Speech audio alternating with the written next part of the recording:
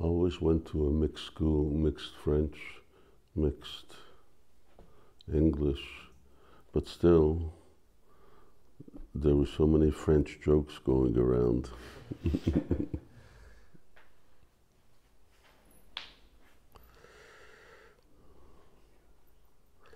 Okay, going. Hare Krishna, everybody. Well, we're back after a long hiatus. We've been gone to Vrindavan and then Calcutta, and but we're here and we are continuing this book, Swamiji, which is Satyaraj Prabhu's composition of what Brahmananda Prabhu had told him or spoken. There are 3 really wonderful tapes, recordings of Brahmananda Prabhu. They're really fantastic because he's a great storyteller. So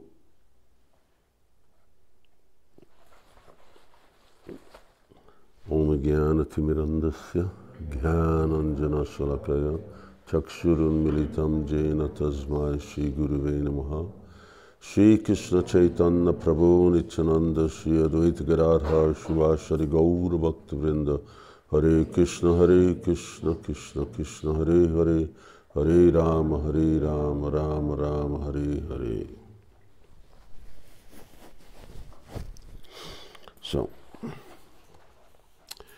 this is a quote. Says Bruce, I worked at 3 institutions, all parochial schools. One was in East Harlem, a Roman Catholic parochial school, and the other was a Hasidic yeshiva in Brooklyn. I worked at this for 2 years while studying under Swamiji. Of course, my priority was being a student of the Swami, to be with him and to learn from him. So I eventually decided to give up the job and just spend my time with him. My parents weren't happy with the decision. How are you going to live? But I didn't really think in those terms. I wanted what the Swami had to offer, and that was that. I'm on page 33, by the way. Bruce decided to go to the Swami and to speak to him about becoming a full-time student, setting aside his teaching work at the free schools. When he arrived, some of Swamiji's regular students were already there, congregating in the courtyard in between the storefront and the apartment building where Swamiji resided. There was a wooden picnic table there, and they were standing around it. One fellow was hard at work on an old typewriter, picking away at what was obviously one of Swamiji's manuscripts. The little courtyard seemed like the perfect monastery to Bruce, who thought, I want to be here, working and living with the Swami, serving his mission. This is what life is all about. Seeing Bruce suddenly appear in their midst, the boys said, go upstairs. The Swami's up there. Just knock on the door. That's how you went to see Prabhupada. You just go upstairs.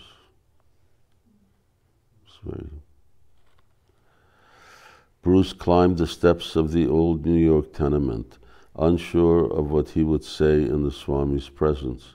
He saw the door. It was apartment 2C. After a few cautious knocks, the door opened. It was Swamiji. Yes, he smiled. Yes, he smiled. His welcoming face offered Bruce the initial confidence to enter. I'd like to speak with you, said the young seeker, and Swamiji invited him in. It was just all as easy as that. It wasn't so easy later on. While the Swami immediately went to sit behind his metal trunk desk, which was close to the floor on a thin mat and covered with a woolen blanket that was decorated with elephants in typical Indian fashion, Bruce took the cue and sat on the floor facing him. Swamiji began by asking Bruce his name. Upon hearing the response, the Swami mentioned jokingly that there was also a Lord Bruce in colonial India. With a playful look, he added that Lord Bruce was actually an important leader. This light-hearted exchange made Bruce feel more comfortable, which in turn allowed him to talk more freely. "Well, I have a job," Bruce began, "and my new assignment begins tomorrow."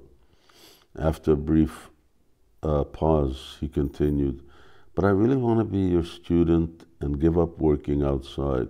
I just want to learn from you." Swamiji's eyes opened wide. "Oh, you have a job?"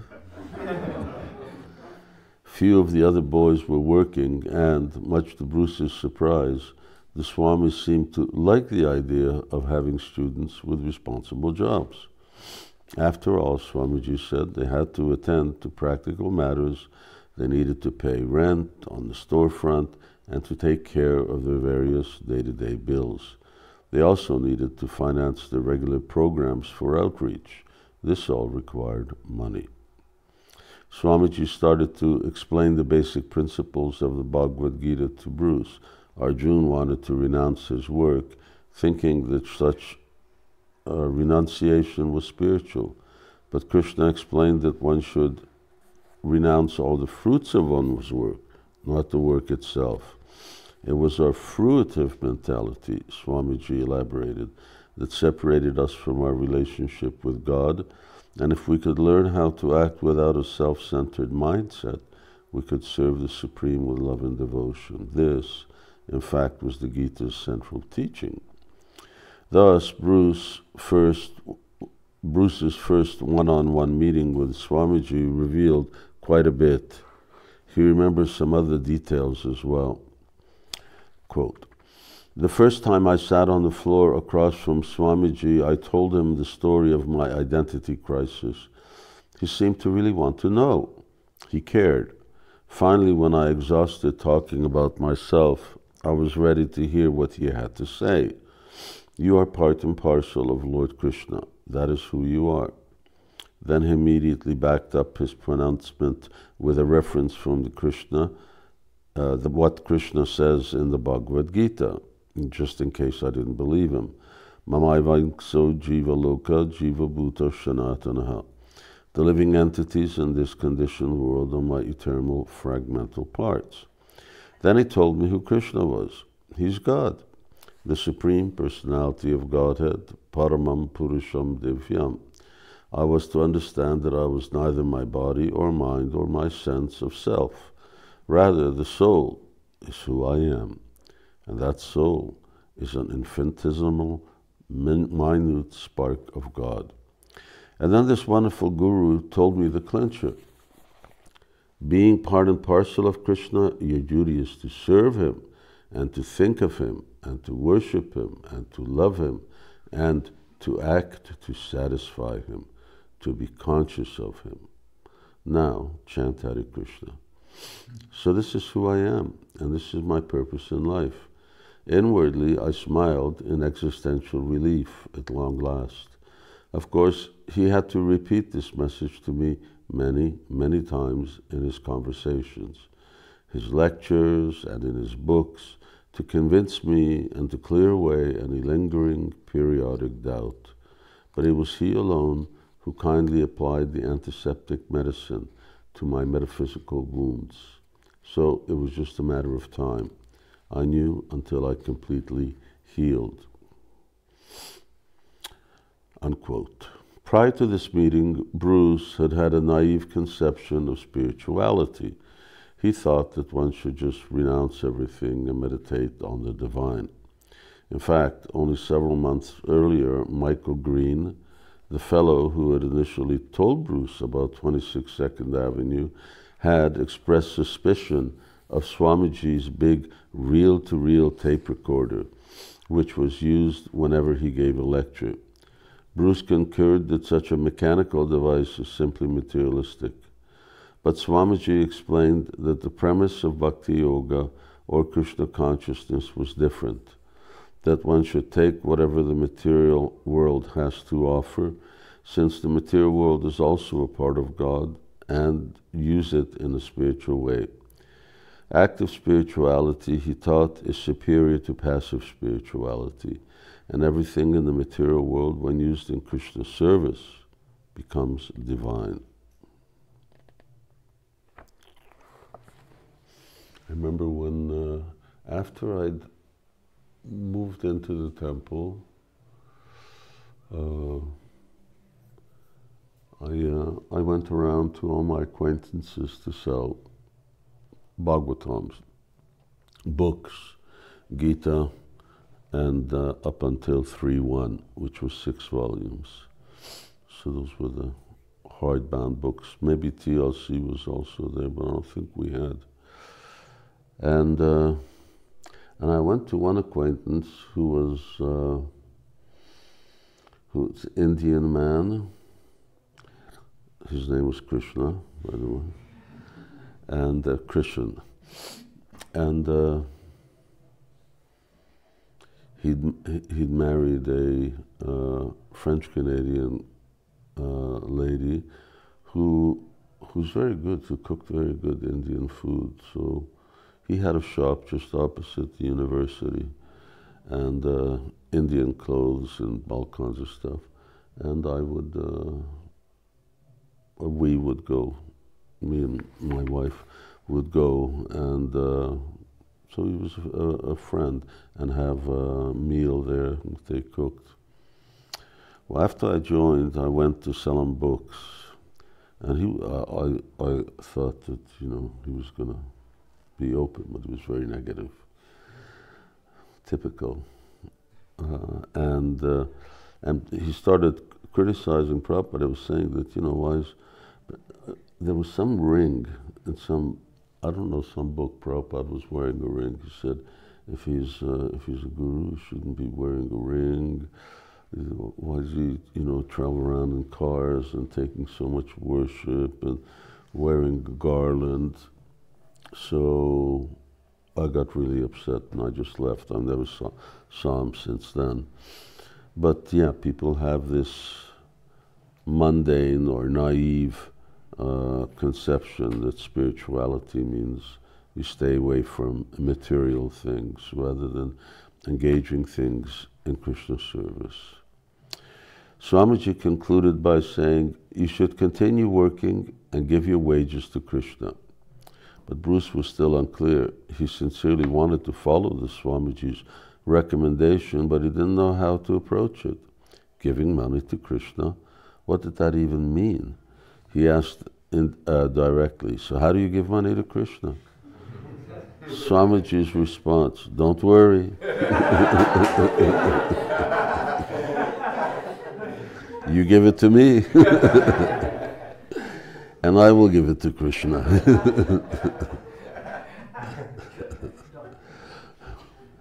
Bruce nodded in agreement, and in the weeks that followed, he would give Swamiji his hard-earned money. Says Bruce, I would give towards the rent, the food for little incidentals. My salary was $100 a week, so I had $400 each month. Yeah. These times. Huh? These times, which is very different. It wasn't a lot, still.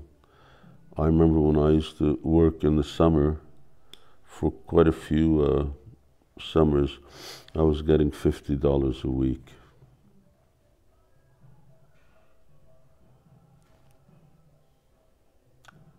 Yeah, dollar an hour, something like that. And I remember Swamiji had a little basket that he would have someone pass around, and so once, when I got paid, I attended one particular program to give some money. Now, most people would throw in loose change. Sometimes they were a few dollar bills, but the whole collection came to about $4 or $5 each time. Yeah, Sunday, when everyone was sitting down, we'd go. Someone would pass around a basket and change, $1 bills. That was, but no, never anything more. Usually, still continuing the quote, usually after the basket had gone around, someone would bring bring it to Swamiji, and he would dump all the money out to count it in front of everybody else. Well, this was kind of awkward. Normally when you give money to someone voluntarily, they look at it later, not in front of you. It saves people from embarrassment. Anyway, everyone was sitting there in silence, awkwardly waiting while Swamiji counted the money, periodically looking up at us. Now, on one particular evening, I put in a $100 bill. And when Swamiji started counting the money and came upon the bill, he looked up, happily surprised. I was sitting there trying to conceal that it was me, but then I started smiling. Swamiji looked straight at me and smiled back, shaking his head with obvious pleasure. It was very intimate, such a nice exchange. So, Prabhupada was not shy about money. In terms of rent, Swamiji's monthly cost was $75 for the storefront and $50 for the apartment. That's how much we would pay.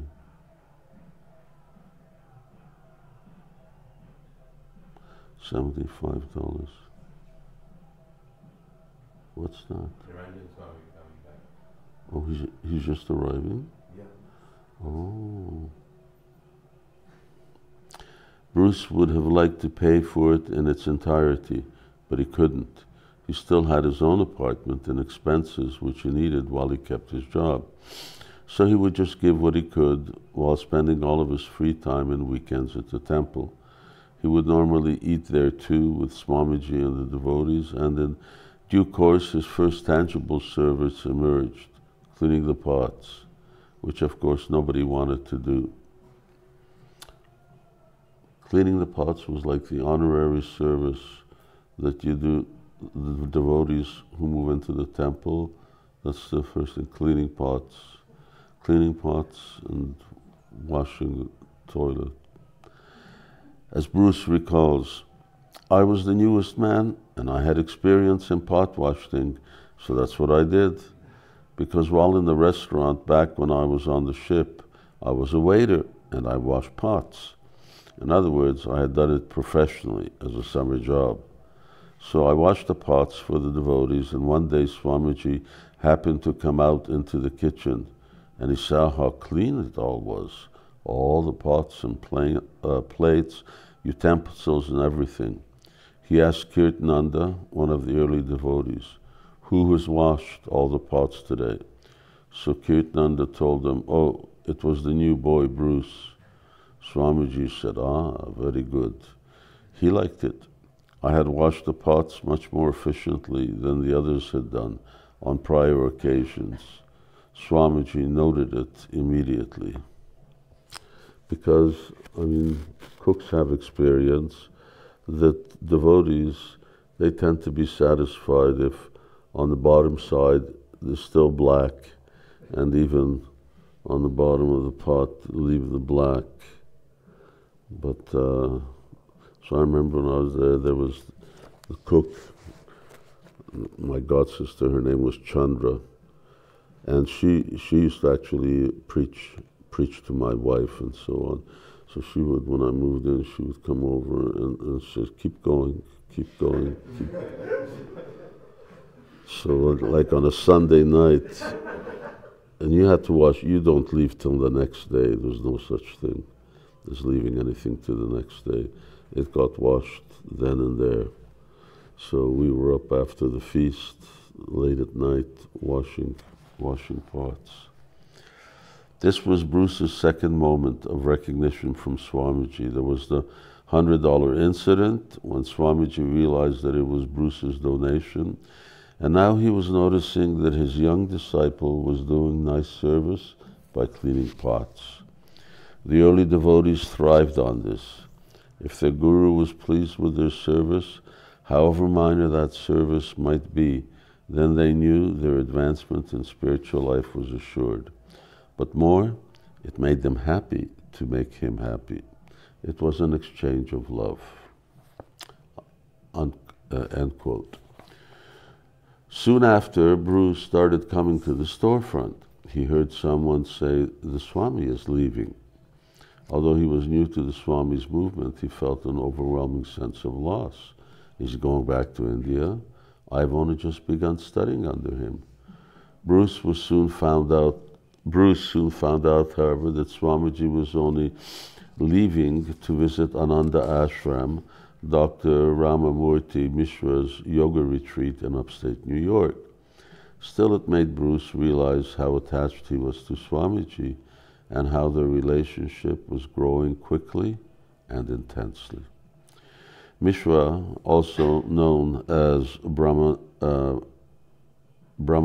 Saraswati, and he was the founder and spiritual director of the Yoga Society of New York, Incorporated, along with its country center, Ananda Ashram, founded in 1964 in Monroe.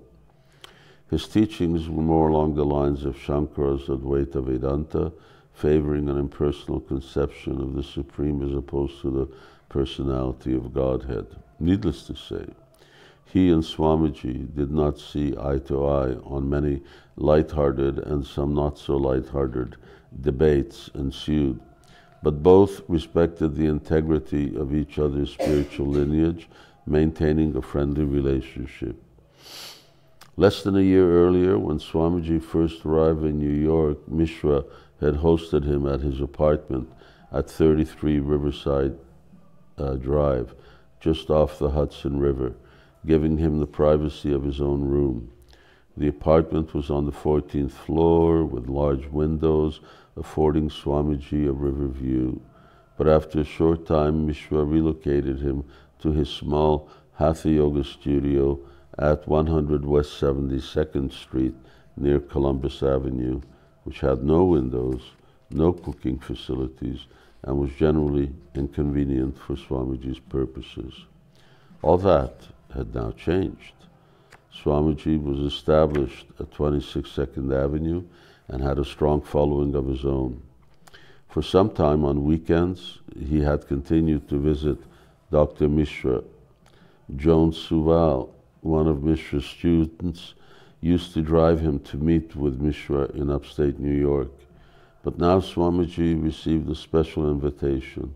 He could come up to Monroe with his disciples. Mishra thought that Swamiji and his boys would appreciate a day in the country, and Swamiji thought so too. So they packed into a couple of cars and drove roughly an hour north as the summer of 1966 drew to a close. Right, Satsvarup Das Goswami. Ananda Ashram lies in a peaceful, wooded setting of 60 acres on the foothills of the Catskill Mountains. The place includes a lake with an island. Whenever Srila Prabhupada would go to the ashram, he would hold kirtan, and the yoga students would join him in chanting and even dancing. Dr. Mishra was particularly fond of Srila Prabhupada's chanting. Quote, "I have never seen or met any devotee who sang so much," unquote, Dr. Mishra says.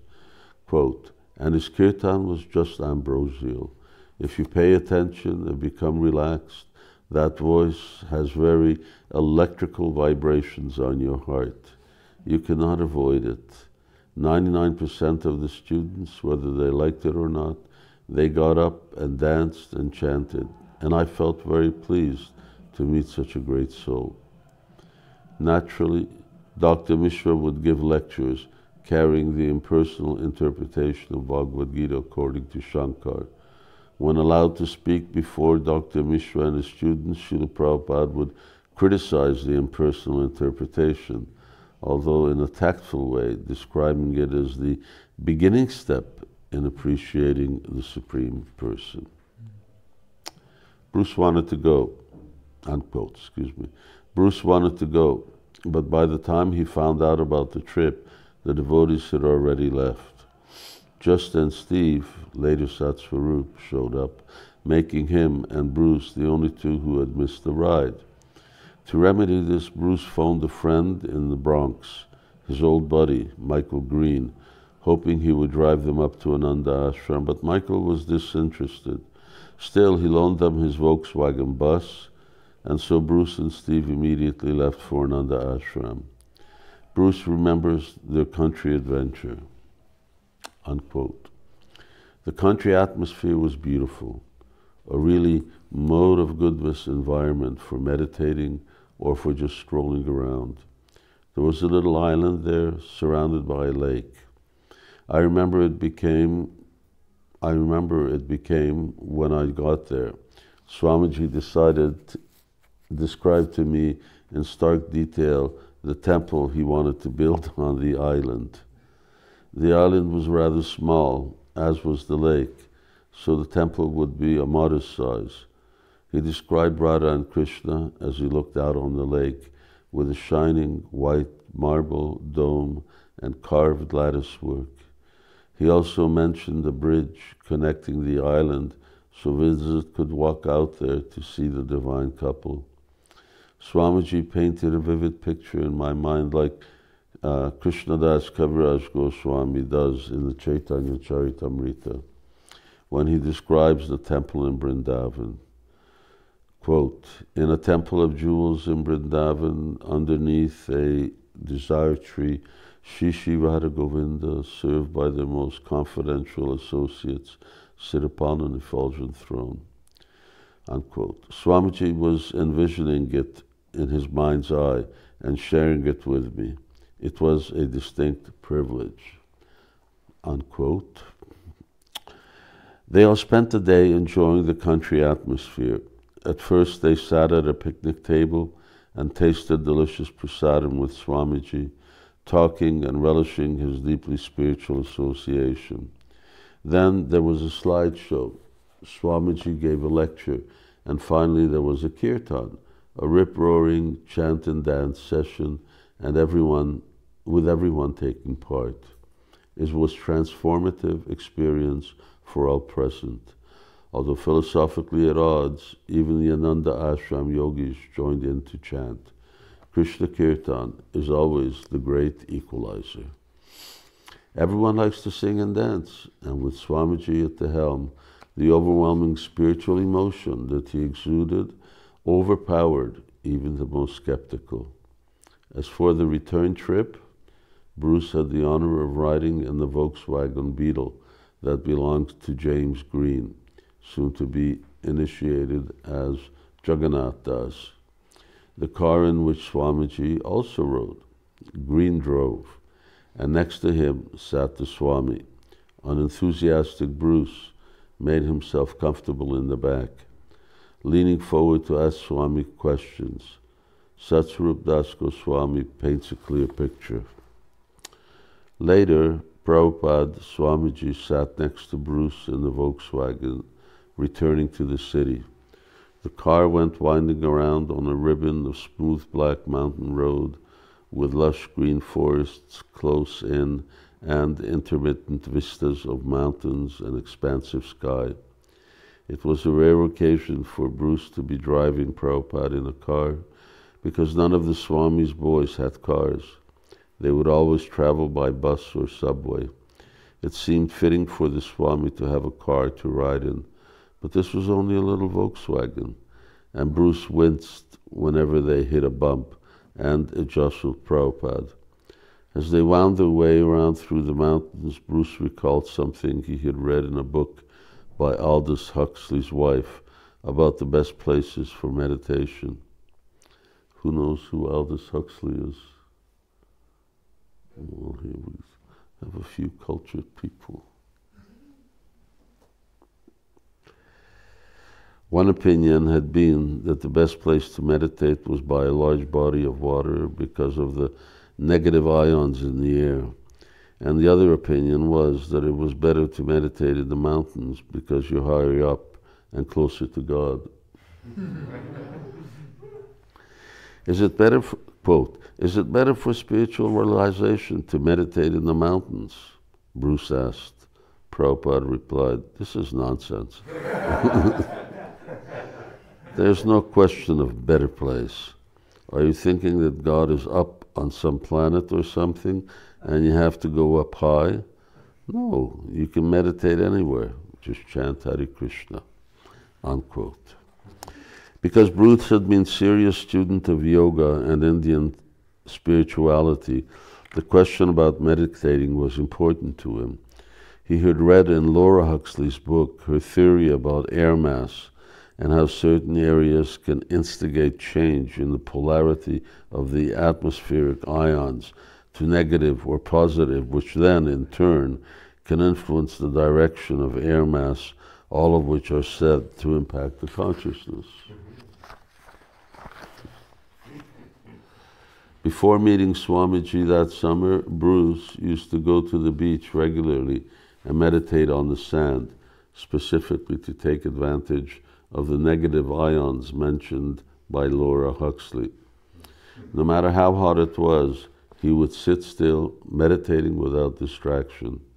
He would perspire, but he would keep going, believing that this was bringing him closer to mystical realization. The sweat would dribble down his brow and onto his nose and cheek, but it wouldn't wipe it so as not to break the meditation. In the end, he realized he wasn't meditating on the divine or even on nothingness, his cherished goal at the time. He was merely concentrating on trickling sweat. Thus, Swamiji's practical response in the car served to confirm his suspicions. Sweat, perspiration. Greg joins ISKCON. Around this time, Bruce's brother Greg joined the Swami's movement. A nonconformist at Ripowam High School in Stamford, he had grown his hair long, as so many others had done during this time, the year before the, quote, Summer of Love, and became involved in art and rock music. Bruce, this Summer of Love was 1965. That's when Woodstock took place. What are you saying? 67, wasn't it?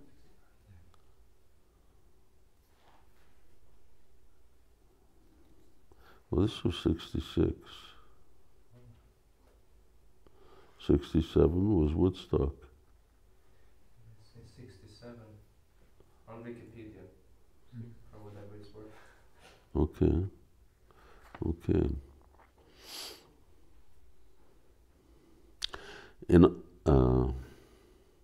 In August, just prior to the time that Bruce accompanied Swamiji to Ananda Ashram, Greg had enrolled in a business college in Colorado. He was prepared to follow his father, who was a successful businessman. Greg's parents took him to LaGuardia for the flight out, and Bruce joined them at the airport. At the time, Bruce was a regular at 26 Second Avenue, but hadn't yet become a committed student. He had given Greg a copy of Christopher Isherwood's edition of the Bhagavad Gita and also Mahamantra written on a slip of paper. It's not that he was proselytizing, but rather he was just apprising his brother of his interests. Bruce remembers. They're actually from two different fathers, brothers, and Greg became Gargamuni. And Prabhupada used to call him Gargamuni because he was very good at making money. Quote, after a week at the college, he had some epiphanic realization. He was disheartened by the crass students and the academic materialism being offered by the school. His worldview had obviously been influenced by the Bhagavad Gita and my own involvement with the Swami. When he went to formally drop out, the headmaster threatened to report him to the selective service, which he did, and he was later drafted. He sold all his stuff, like his clothes and his record player, and just started walking down the road. He was headed for California to check out the Ramakrishna Mission in Los Angeles. Since this establishment was mentioned in the back of the Gita he had in hand. While hitchhiking, he chanted the Mahamantra. When he got to Tucson, Arizona, he called me to tell me what he was doing. This was in September. By this time, my commitment to Swamiji was expanding, so I suggested that he try the Swami in New York City before going to Los Angeles, and he could stay with me. He used whatever little money he had for a flight to New York in mid-September. He attended the classes and chatted with us. Ultimately, of course, he liked the Swami, especially after I formally introduced him.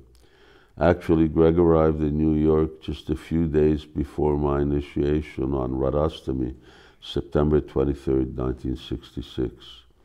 Prior to the ceremony, Swamiji had asked him if he wanted initiation also, but it was too soon for him, and he said he'll wait for the next one. He attended, Prabhupada would just, someone would walk in, said, we're having initiations tomorrow, you want to get initiated? He attended as an onlooker, though, along with my mother. He was there at the now famous Thompson Square Park Kirtans too, and handed out leaflets. He was initiated on October 23rd, exactly 1 month after me, and he was given the name Gargamuni Das. Often devotees who had close association with Prabhupada knew Prabhupada's requirement for initiation. It's something that I often have to sort of deal with, in that if a devotee is not exactly to the liking of the authority, then he may be put off, or if he's or she has, difference of opinion, or, I don't know, doesn't engage in so much service and so on. But Prabhupada's own requirement was 16 rounds for regulative principles, boss. And if you do that, you get first initiation. Second initiation was a little more strict, but even then, it was spiritual standards. It wasn't any kind of political affiliation or so on that someone had to meet in order to be initiated. So, and Prabhupada, of course, then later on, he got stricter and stricter and stricter, and he also stopped. At one point, Prabhupada stopped initiating for not very long, but he stopped.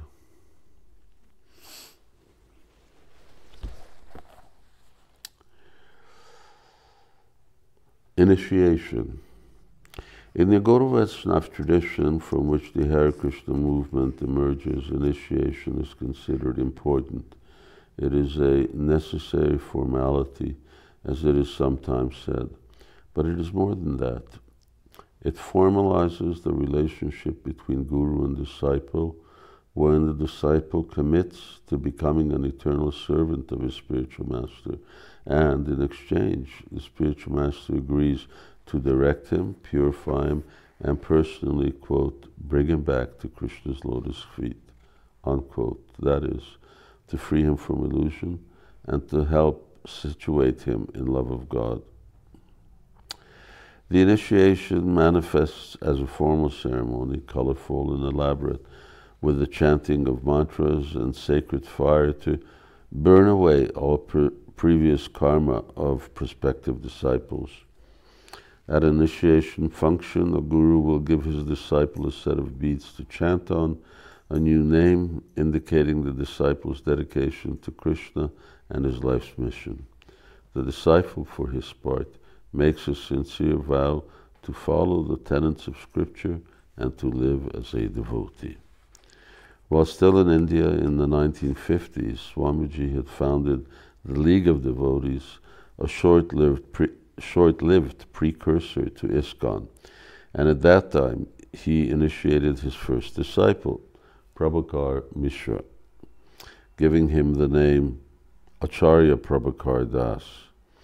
In similar fashion, he would now, on September 8, 1966, initiate his first Western disciples.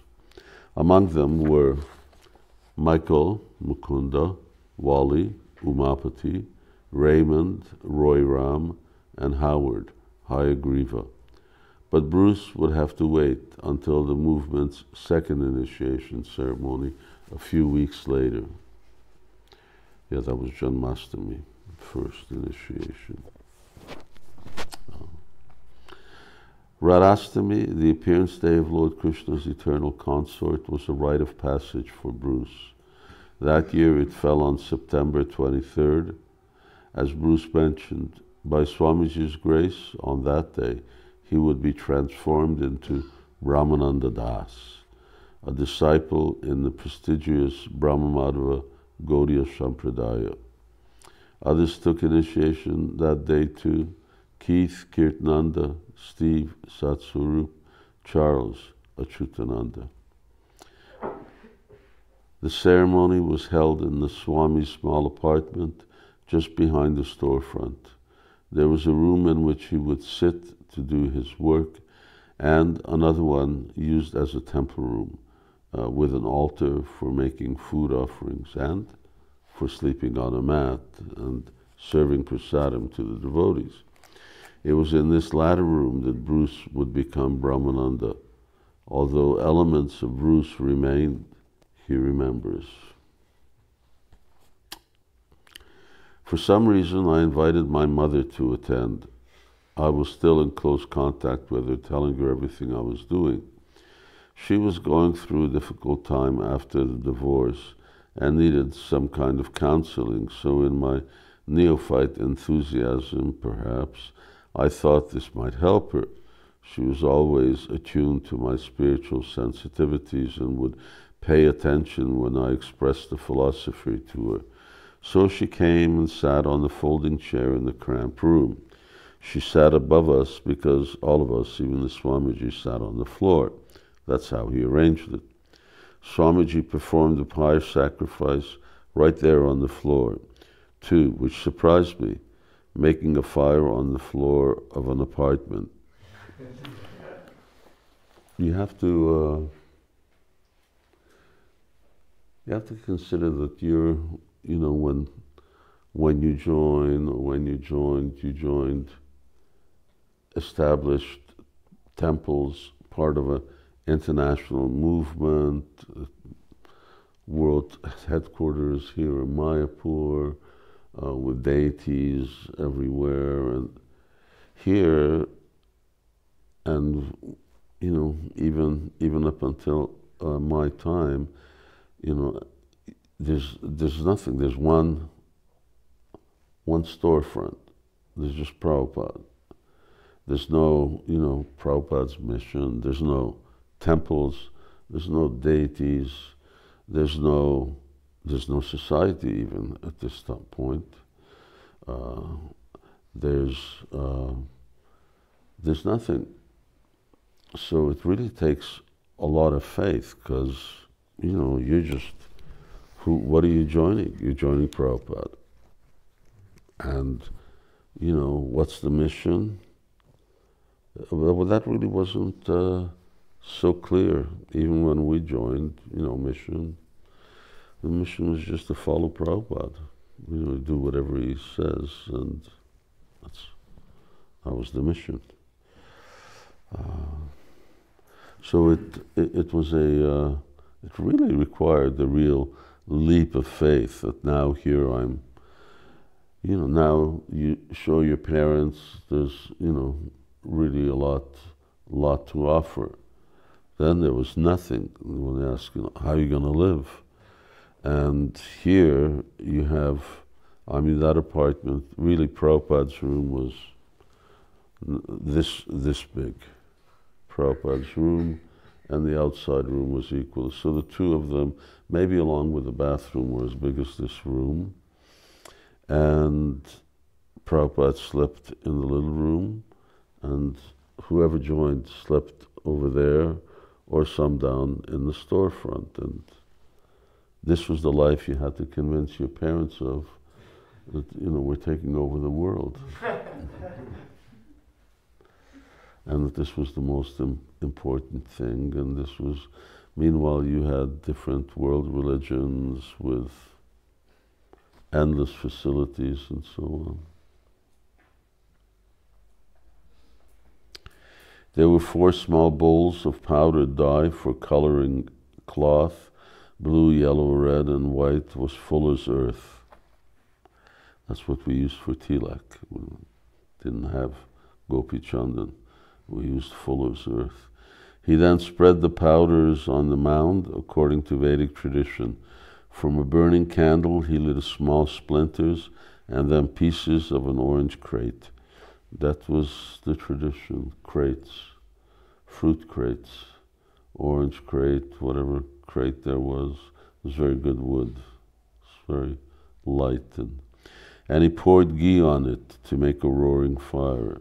Yes, we only ate with things cooked in ghee, all the while reciting mantras. The 4 new initiates placed bananas at the base of the fire, coming forward and bowing before Swamiji as he handed us our big red beads. There were no Tulsi beads at that time. You would have to go to a head shop, it's called hippie shop, and hippies were really into beads, so you buy beads there and you string them, and then that was for initiation. At that time, and then when I got initiation beads, they were neem beads. At that time, he pronounced our names one by one. After I bowed down and got my beads, he said, "Now to your mother, bow down to her, and whenever you see her, bow down." She was flattered, I'm sure. End quote. Just prior to the initiation, Swamiji gently asked Brahmananda's mother to make a donation to his mission. She answered as only a Jewish mother can, "I've already given you 2 sons. What more do you want?" Swamiji smiled. After the fire sacrifice, name-giving ceremony, and a brief philosophical lecture, a special feast was enjoyed by those present, which Prabhupada would cook. As the new initiate's inner commitment solidified, and this commitment would soon be tested, the early devotees had, until now, kept their involvement somewhat private. That is to say, their chanting and dedication to the Swami's teachings were expressed indoors, without the outside world witnessing their uncommon, exotic activities. There were, of course, rare exceptions, such as the incident at Ananda Ashram, but now the Swami would have them finally broadcast it, taking it to the streets. Okay, Wednesday, outdoor kirtan. The first public kirtan, Washington Square Park. Jai Srila Prabhupada ki jai. Brahmananda Prabhu ki jai. Hare Krishna.